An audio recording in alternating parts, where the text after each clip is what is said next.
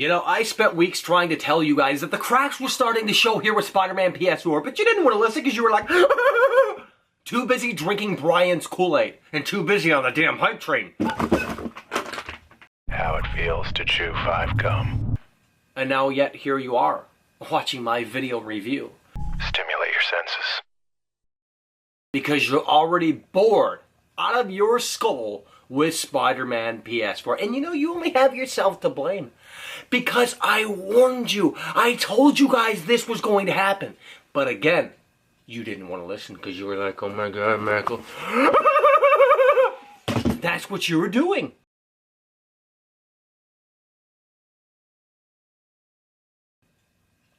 And Insomniac, you know what they did in response?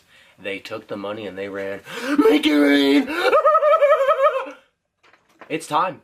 It's time for a reality check, folks. It is time to get down to the nitty gritty.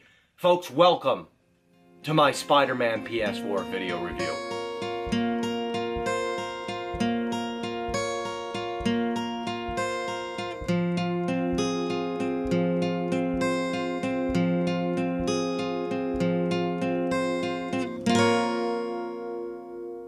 Look, I know most of you are going to disagree, and I couldn't care less, but here's the thing about Spider-Man PS4. The graphics are terrible. They really are. You know, and I'm not just going to talk about it, I'm going to show you. Okay? So that's what we're doing here in today's video. We're not just talking, we're showing, unlike Insomniac. So, you might be thinking, well, Michael, what are you talking about? How can the graphics be so terrible, according to you?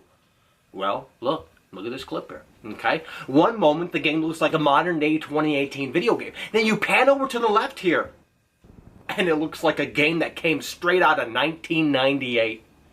You are a sad, strange little man, and you have my pity. Farewell. Do better, Insomniac. This is inexcusable. How do you not hide the unplayable areas? Put some smog, put some fog in there. I went back to the Amazing Spider-Man 2, a PS3 game, and they did a better job at hiding the skybox, the unplayable areas. I'll have to ask my accountant about that.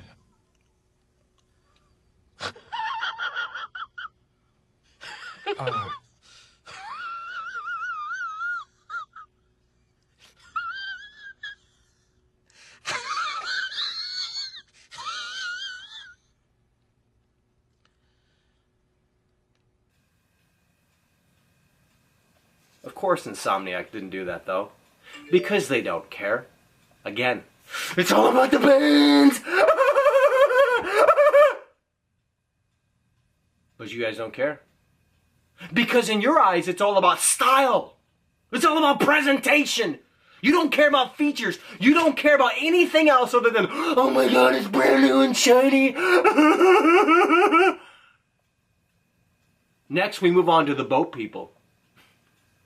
And I know most of you are going to sit there and say, wait, Michael, that's just an Easter egg to Spider-Man 2. How is that an Easter egg to Spider-Man 2?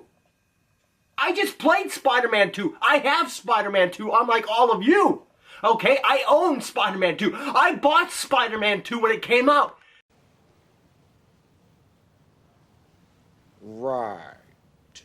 And I didn't see those people in Spider-Man 2. So you can't just sit there and say, oh, Michael, it's an Easter egg.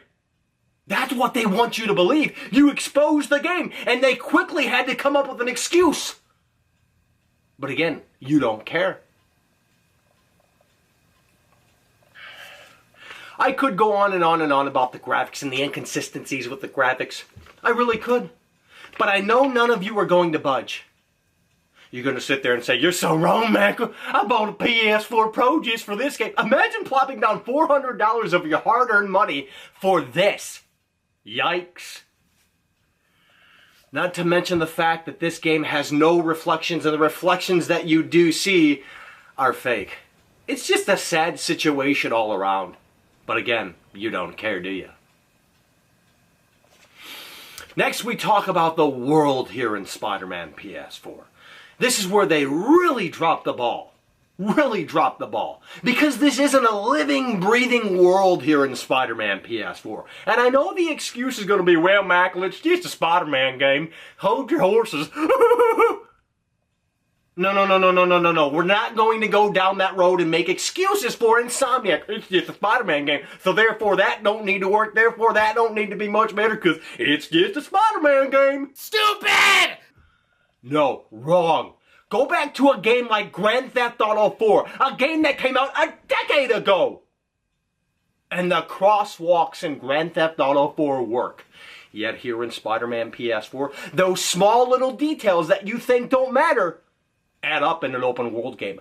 That's what sets a great open world game apart from a generic one. Those details. And they forgot to include those details here in Spider-Man PS4. And it's such a sad situation because if you go back to the Amazing Spider-Man 2, even the crosswalks work in that game. The details matter. Okay? And this living, breathing world that they would love you to believe that they have here in Spider-Man PS4 is anything but that. You walk around and you're just bored out of your skull. You can't interact with anything or really anyone other than like, high five, let's take a selfie. You see the same animations over and over and over again. There's no incentive to explore. Oh wait, that's right. Well, Macca, you gotta activate them towers and collect things. We got a bunch of FedEx missions here in this game. It's a 9 out of 10. It's a 9 out of 10, Macca. What you just said is one of the most insanely idiotic things I have ever heard. At no point in your rambling, incoherent response were you even close to anything that could be considered a rational thought. Everyone in this room is now dumber for having listened to it. I award you no points, and may God have mercy on your soul. How is this game a 9 out of 10? A 10 out of 10? Even an 8 out of 10? When it's the same thing over and over and over and over and over again. But again, you don't care. Oh, and the web swinging? Oh.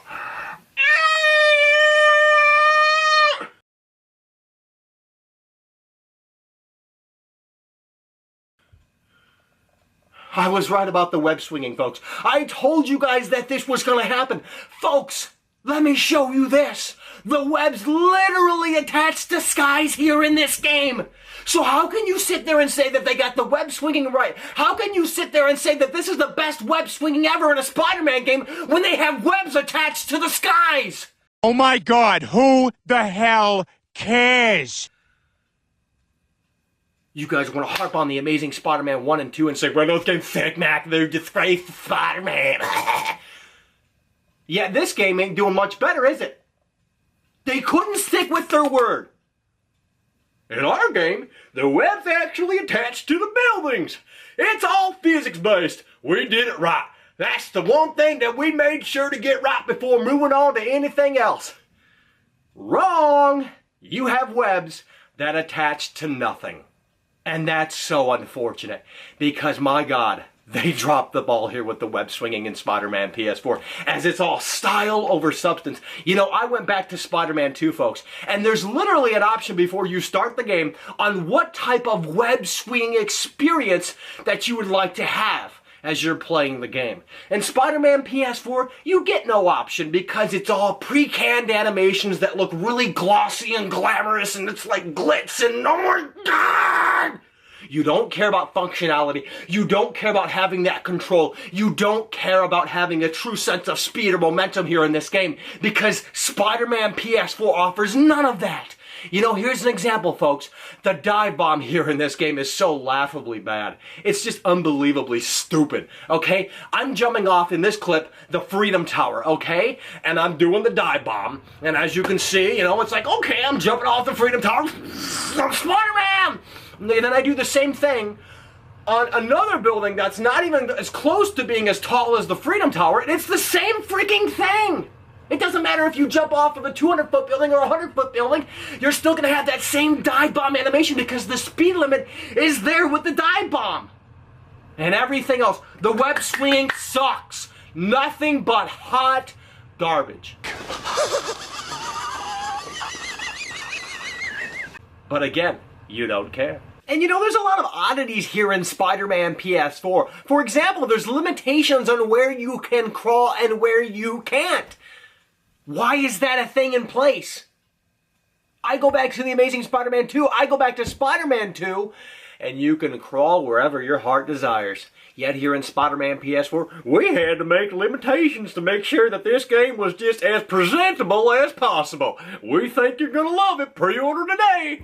You know what I mean? It's so ridiculous. You have a Spider-Man game here, and you completely drop the ball, not only on the web swing, but the crawling as well. This is a Spider-Man game. That's what Spider-Man does. He crawls. But again, you don't care. So here's the thing.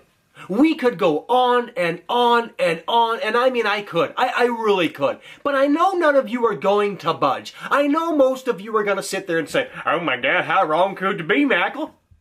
But here's the thing about Spider-Man PS4. You want my score? I score 1 through 10. You want it? I'm going to give it to you. You know what I give Spider-Man PS4? I give Spider-Man PS4 a 6 out of 10. Now, why do I give Spider-Man PS4 a 6 out of 10? Well, it's simple. This game brings nothing new to the table. This game doesn't even set itself apart from any other Spider-Man game that has come before it. It's the same old thing over and over and over and over and over again. We've been there and we've done that, Insomniac. It's a very, very average, dumbed down version of a Spider-Man experience. So instead of actually improving upon the things that need to be improved upon, 2K decides to go ahead and throw in zombies here in WWE 2K19. 2K decides to go ahead and throw in big mode here in WWE 2K19. This is absolutely disgusting. How can anyone be excited about WWE 2K19? Oh wait, that's right. No one's excited about it. And I have the research, the proof, folks, to back that up. We go to Google Trends, folks, and as you can see, according to Google's data here, more people were actually excited about last year's game, more so, than they are this year's game. But it doesn't end there. We go to VG Charts. WWE 2K19 is not a top pre-ordered game. And even on Amazon, it's the same story over there. Did they really think they were going to get away with this? Hey, we have big head mode. Hey, we have zombies. Hey, we have the Matt Hardy Bray Wyatt compound. That ain't enough. You have to go back in and you have to fundamentally fix what is broken with this damn franchise. Return this franchise to greatness. But do you think they're going to do that? No, because that's not where the money is. They couldn't care less about going back in and fixing what is wrong with this game because no one who plays these games, they don't care about that. They care about zombies. They care about big head mode. They don't care about having a great wrestling experience here. Oh no, it's not about that. Which is why WWE 2K19 is in the shitter. You are a sniveling little suck-up sellout full of suffering succotash, son! Angry Joe was wrong about Devil May Cry 5 and its microtransactions. But before we get into why he was wrong about Devil May Cry 5 and its microtransactions, let's see what he has to say first and foremost. Oh God, no! Devil May Cry. It's got microtransactions in the single-player storyline. GameStop. You know, Angry Joe, I gotta stop you there because it's not GameStop. It's GameSpot.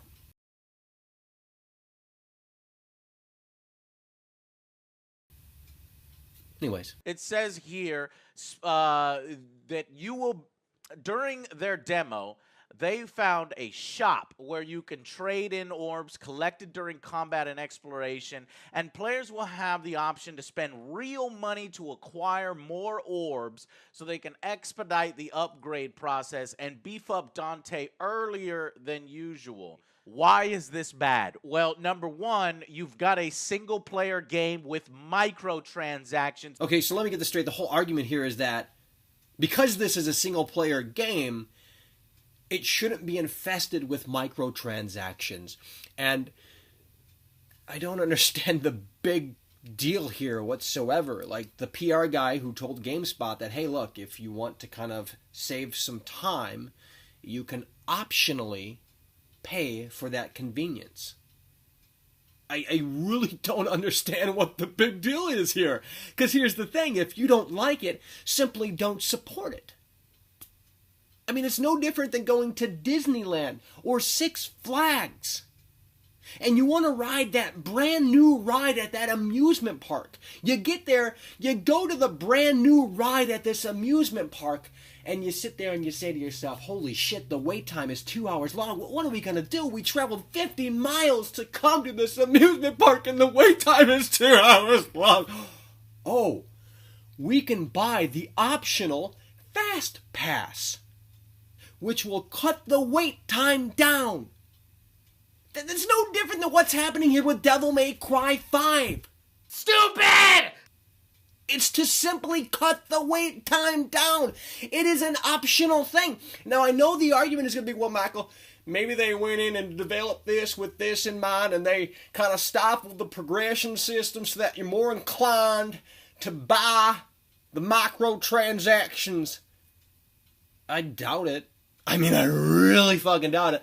Especially with the way game development is today. You really think they're going to design the whole game around microtransactions? Absolutely not. They can barely get the game running these days, let alone all of that shit in mind. You're giving them too much credit. But here's the thing. Again, it's not a big deal. I don't know why people are making it out to be a big deal. Well, I do know why, because it benefits Angry Joe. It benefits all of these entertainers. It benefits their show. It gets them more clicks. It gets them more ad revenue, this, that, and the other. So I understand why they're going like, oh my God, a huge epic fail.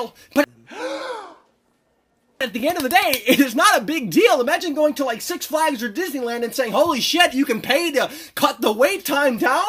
Why is this a fucking thing? Holy shit! It's called the video game business for a reason. And folks, here's the reality of the situation. If you don't want to support it, then by all means, don't!